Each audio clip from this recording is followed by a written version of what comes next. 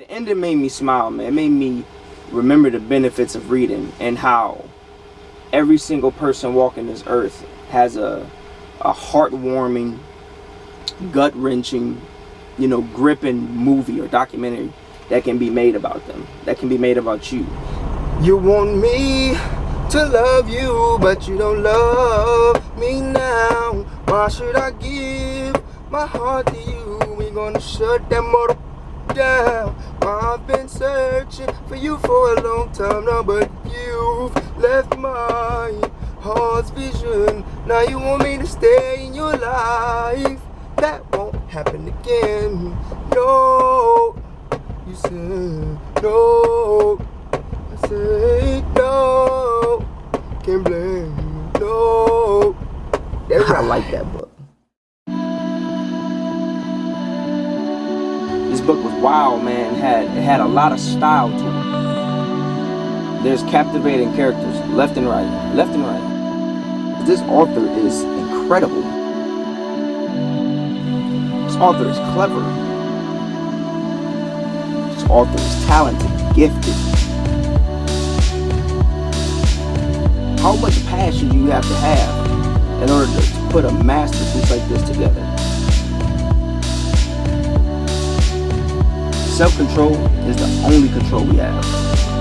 That all you can do is make sure your own actions are sound, because you can't control the actions of others. Rod, who is the manager, right? He said something toward the end that made me smile. He said,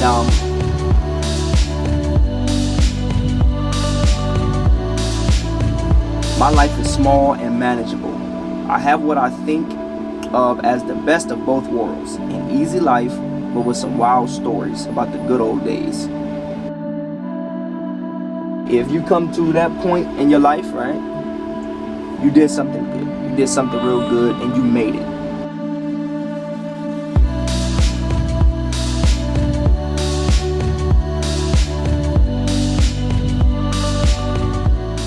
She sing, I like that book. It's a cloudy day today. Shouldn't be though. I feel good about this one. It's a good book. And so, I like that book. It's right up on you now. This is Charlie Roy Crawford from the heart, and I'm going to speak from the heart. I'm coming to y'all about a book that I just finished reading yesterday. Man, I had to sit on this one right here. The book is by Miss Taylor Jenkins Reid, right? And the book is called Daisy Jones and the Six. Daisy Jones is a fictional character. The Six is a fictional band. I only say that because this book was so well written, like it was a biopic or something, a sort of documentary, that at times it felt like the book was talking about real people in a real band. The songs that they were talking about, I'm like, why didn't I hear this? Like, this is a testament to how great of a writer Miss Taylor Jenkins Reid is. I don't give a damn about, the analysts, the critics, the experts, the masters of fiction. I'm talking about what me, myself, and I felt about this book. I thought it was a masterpiece. It follows very successful musicians who, like it say in the blurb, is in a whirlwind rise to fame and a precipitous downfall to match. I like the cover art as well, very much. It's very vintage-like. It speaks to what's important in this story, and it's basically everybody's relationship with Daisy Jones and what she did for this band. Who should read this book? I think people who like that memoir feel, you know what I mean? The people who like reliving someone's tumultuous life, sipping wine and, smoking a cigar or whatever at the bar, listening to jazz music. It had those kind of vibes. This book is rife with stories of the rich life, you know what I mean? The fast life. It involves, like I say, successful musicians. And, there's captivating characters, left and right, left and right. Everybody knows Daisy Jones and the Six, but nobody knows the reason behind their split at the absolute height of their popularity until now. Daisy is a girl coming of age in LA in the late 60s, sneaking into clubs on the Sunset Strip, sleeping with rock stars and dreaming of singing at the Whiskey A Go-Go. The sex and drugs are thrilling, but it's the rock and roll she loves most. By the time she's 20, her voice is getting noticed, and she has the kind of heatless beauty that makes people do crazy things Also getting noticed is the Six, a band led by the broody Billy Dunn. On the eve of their first tour, his girlfriend Camila finds out she's pregnant, and with the pressure of impending fatherhood and fame, Billy goes a little wild on the road. Daisy and Billy cross paths when a producer realizes that the key to supercharged success is to put the two together. What happens next will become the stuff of legend. The making of that legend is chronicled in this riveting and unforgettable novel, written as an oral history of one of the biggest bands of the 70s. Taylor Jenkins Reid is a talented writer who takes her work to a new level with Daisy Jones and the Six, brilliantly capturing a place and time in an utterly distinctive voice. With all of the rags and riches of the story, you know what I mean, all of the romance, I craved the destruction and the downfall because you knew it was coming, you know what I mean. It tells you about, you know what I mean, the problems and stuff like that in the summary, and you can get a feel for what's going to happen with all of the promises being made in the beginning of the book. But it's incredibly fun, it's heart-wrenching, and you just know it's going to be heartbreaking towards the middle and the end, because these characters, they're just walking contradictories all over the place, and they struggle with things, you know what I mean. They struggle with things, and so you knew a downfall was going to come. You know, this book is incredibly nuanced. It talks about all things, you know what I mean, things not being black and white, right? It talks about not all lies being bad lies, right? You know, to be faithful and not knowing if anybody's going to be faithful to you, things that are not black and white. It tells of the inner workings of a band, you know. It talks about how music influences us all. It goes into the struggles of being an artist and wanting your music heard, right? Getting that respect, teamwork. It goes into the imposter syndrome. It goes into the expression of art, man, unrequited love, and even how the world sees you as an object. I mean, all of us knows that, right? That's pretty black and white. We know that we treat somebody right. If, let's say, for example, if Dwayne "The Rock" Johnson walked up right here, all of these people be swarming this man, don't know what's going on with this man. Let me take a picture, let me do this, let me do that, and you know what I mean? That's an object right there of me showing my friends, like, look, I met The Rock, all right, Rock, gonna do what you gotta do. You know, regarding that, Daisy said that, you know, in general, when you have drugs to spare and a nice cottage to do them in, you're probably not attracting people that care about you. And so, boom, she got the money, she got the fame. Them people just want a good time. They using her. She's like a resource to them. They don't care about her. She's an object in their eyes. This book was wild, man. It had a lot of style to it. You know, the author was great at positioning all of these characters throughout the story, throughout the timeline, throughout the structure. You know, and like I say, it's fun. It involves a rock band in the 70s, and so you know they were partying and they were wild as all get out. To me, it seemed like nobody was sober in this book, and so it creates for very, very unreliable character-isms popping off up in here. Like, characters would say something, right? Like, this is what's going on, and the very next character would say, that's not how it happened, and you don't know who the hell to believe. And that, again, that creates that style, that swag that I talked about. If there's one downside, right, to me, it was a telly book, you know what I mean? And by nature, though, characters had to tell their story, and so you wasn't right there on the scene all the time. The dynamic between Billy and Daisy, Billy being the main singer of the Six, Daisy Jones being Daisy Jones, was fun. It was wholly fun, man. Like, the banter back and forth, the love-hate relationship and things like that. It was like a romance setup without the romance, in a sense. You know what I mean? And you know, their personalities and things like that clashed hard on. But the thing is with those two is they seem to be the only two people to understand each other, right? In that way that, you know, this person is bad for you, but they understand you, and so you can't stay away from them, but you hate them. Oh man, holy fun. It's hard to explain, but those two being the main characters and lead singers and just hating each other made for a very, very interesting read, and conflict all over the place. I thought Daisy Jones, though, man. I mean, this story, you know, if you gotta boil it down to one thing, though, this was basically a book where everybody's just sniffing Daisy Jones' ass. You understand me?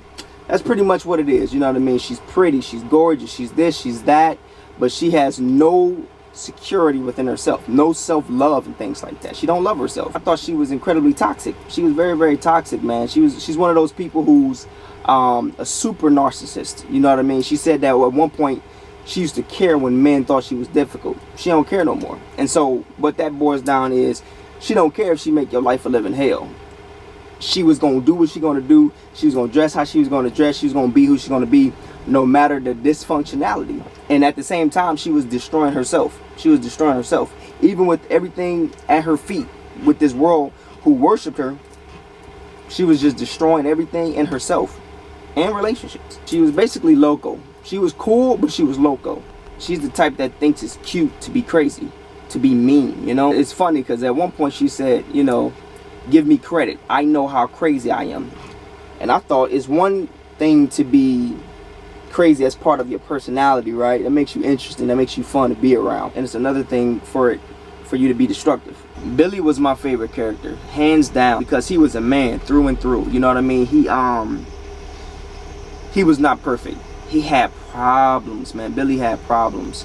But he made to make recompense for all of his sins. And you can see him struggling down to his very core, because one side of him wanted to go that way, but he knew he needed to go this way for his family that he now had. He was a rock star, and the world opened up at his feet. He could sleep with any woman he wanted. He could have anything that he wanted. He can go any place that he wanted to go. Why do you need to settle down, type of thing. I'm not saying that he didn't love his woman, but something was ripping at him to go do something else. You know, drugs, be wild. All this stuff was at his you know, his disposal. But the way that he struggled with it, and the way that you know, he fought to make the decisions that he made, man, right here, man, Billy was amazing. Just an amazing character. And I think anybody who read his story is probably going to relate to him the most, because we all wanted to root for him. We all wanted to root for him like crazy. Everybody wanted to root for everybody else. I'm not saying that, because these characters, oh man, their storylines, there's so much that I'm not saying because I don't want to spoil anything, but the characters themselves, you're gonna find who you relate. And I think the most people are gonna relate to Billy. The situations that went on with him and Daisy, he was petty sometimes, for sure, and very emotional, but it was to be expected with all of that success, and when it came to the category of his art and stuff like that. But he was an inspirational character, very, very inspirational to me. This novel, right, there was a healthy dose of career versus personal moments to the structure. Some parts drag, and other parts are swift, but for the most part, I dig the pace of the story. Look at that Peter belt, yeah. That right there is no screws in my. He's coasting.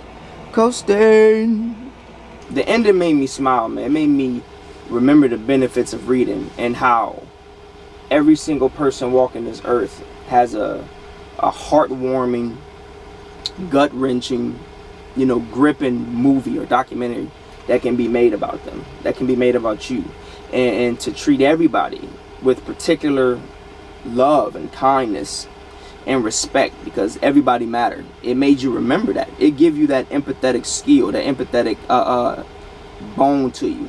You know what I mean? And I'm talking about particularly fiction. This book was entertaining as hell, man. And it had those folk music like slowdowns to make you think about life, make you think about that character, empathize with that character, see where that character is going to go. You know, it just wasn't all fun. Camila, who was not in the band but was the girlfriend slash wife of Billy, you know, in certain portions of the book, she would probably be someone's favorite as well. How she rode with her man through it all. Camila was an inspiration in herself. Like what the hell? Like, what kind of strong woman would consider being with Billy through all of the shit that he went through? And when I say the stuff that he went through, I'm talking about Billy at one point was a disaster.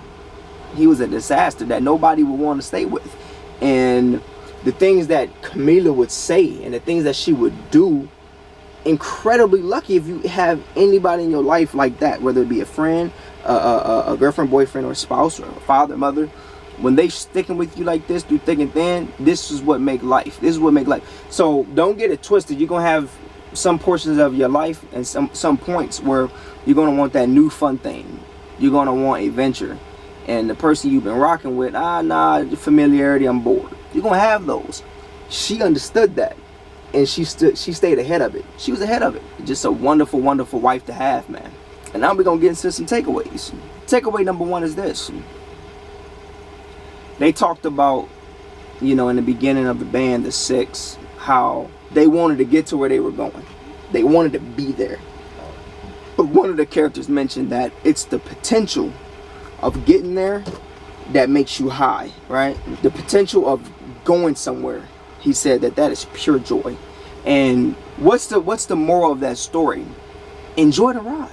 Enjoy the journey. It isn't how it ends or what's the point of getting there when you get to the end. It's you ever hear where people say on a tombstone it's the birth date, it's the death date, but if that line is what really matters, it is. It's how people will remember you. And it's shaking. It's how people will remember you, right? What you did in this life. Did you enjoy the ride? Did you have moments that take your breath away? This thing just keeps shaking. It's gonna fall. Pray for your boy. This book reminds the youth, if they can read it, and just people in general, to seek success first and then love if you can. It's just much more much more efficient and easier. You know what I mean? It don't bog you down and clog your mind with all kind of nonsense. Because I promise you, it's a better and easier transition when you can do it this way, right? For example, I'm a truck driver. Oh man, I love this industry. I want to buy my own truck, which is gonna happen. But the thing is, I have a child, I have a woman. There's attachment. It's something that can bog you down, right? If I was single, if I didn't seek love, I would have been able to buy my truck, go out, stay out as long as possible, make this money, be successful, then go find love. You find love, you're blessed. You're blessed, man. You got a family, you're blessed. Make it happen, make it work type of thing. But if you have this message to you and you are single and you are young, go be what you want to be in life. And not only will you find love, not only can you find love, but you have better choices. The thing is, it's going to be harder for people to love you organically because you got money and success and stuff like that. And so that's one, I guess, you know, counter argument that you can find love and then go be successful. And this person gonna rock with you like Camila did with Billy. But the point is, whatever, it's harder to get success when you got attachments. Sometimes it's all. And this one right here comes from Daisy. At one point, the person inside of the studio getting everything set up, he was taking a long time one time when Daisy was in the studio, and she said to him this. She says, it takes as long as it takes, and you'll get it when you get it, right? When he kept saying apologize and stuff like that, right?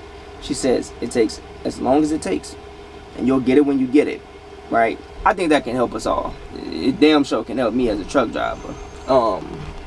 Don't stress it. Don't stress it. It's not the end of the world. You didn't succeed today. You didn't succeed yesterday. You're not succeeding now. It takes as long as it takes, right? In order to become a truck driver, you got to get what's called a commercial driver's license.